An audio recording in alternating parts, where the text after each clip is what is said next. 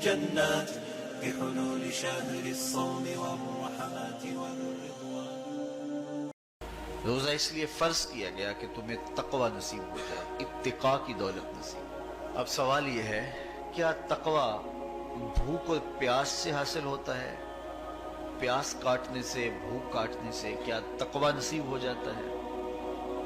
صبح سے لے کر شام تک روزہ رکھنے کی تلقین کی گئی.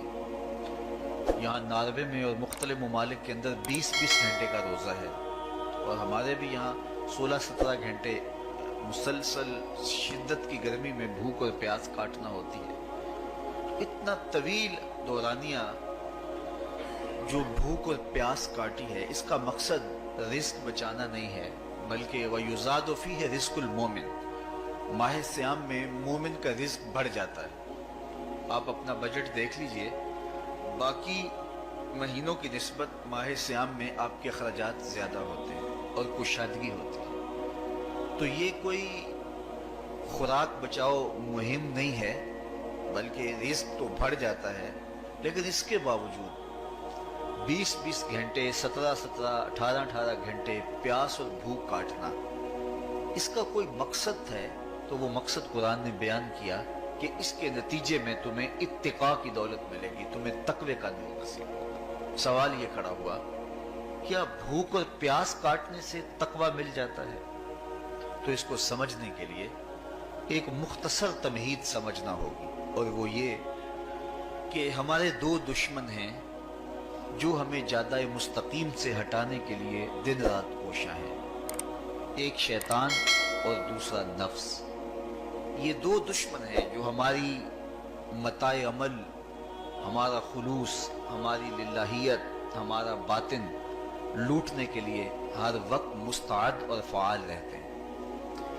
اب ان دو دشمنوں سے ہمارے تنہا ناتواں وجود کا مقابلہ ہے، اور ان میں سے جو بڑا دشمن ہے وہ نفس ہے.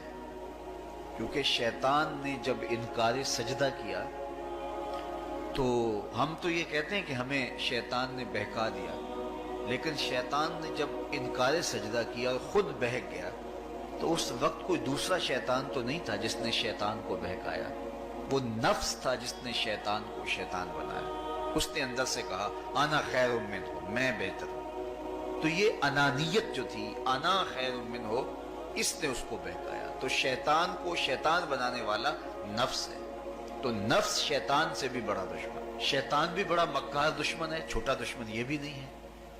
یہ ہماری متاع عزیز کو، متاع ایمان کو، متاع عمل کو، متاع خلوص کو لوٹنے کے لیے دن رات مستعد اور فعال رہتا ہے. اللہ کے محبوب نے فرمایا شیطان اولاد آدم کے دل پہ قبضہ جما کے بیٹھ جاتا ہے. جب یہ اللہ کا ذکر کرتا ہے تو بھاگ جاتا ہے، اور جب یہ اللہ کے ذکر سے غافل ہوتا ہے تو یہ وسوسہ اندازی کرتا ہے. تو شیطان اولاد آدم کے دل پہ قبضہ جماتا ہے. اسے پتہ ہے کہ دل قابو میں آ گیا تو پورا بدن قابو میں آ گیا، چونکہ میرے اعضائے بدنیاں میرے دل کے تابع. مرغن غذائیں سامنے پڑی ہیں، آپ کا تقاضا ہے کہ جناب لے لیجئے، لیکن میرا جی نہیں چاہے گا تو ہاتھ جنبش نہیں کریں گے. آسمان ستاروں اور کہکشاؤں سے بھرا ہوا ہے، جی نہیں چاہے گا تو نظر نہیں اٹھے گی. آپ سماعتیں بچھائے بیٹھے تھے، جی نہیں چاہے گا زبان نہیں بولے گی. تو پورے آزاد دل کے تابع ہیں، اور اگر دل شیطان کے تابع ہو گیا، اس کے ہتھے چڑھ گیا، تو پھر اعضاء وہی کریں گے جو شیطان چاہے گا. اور اگر یہ دل مالک کی محبت سے سرشار ہوگا تو پھر دل جو چاہے گا وہی اعضاء کریں گے. تو دل اللہ کی نافرمانی کی چاہت ہی پیدا نہیں ہونے دے گا، تو اعضائے بدنیاں کا رخ بھی اللہ کی رضا کے حصول کے لیے ہوگا. تو شیطان بھی قبضہ دل پہ جماتا ہے اور دل کو قابو میں کر کے حضرت انسان کا بیڑا غرق کرتا ہے. اللہ تعالیٰ کا کرم یہ ہوا اذا جاء رمضان سلسلۃ الشیاطین.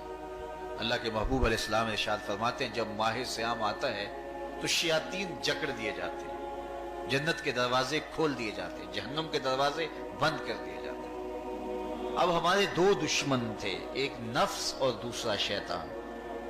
دونوں کے مقابلے میں ناتواں اور کمزور جان کو مقابلے میں آنا پڑتا تھا.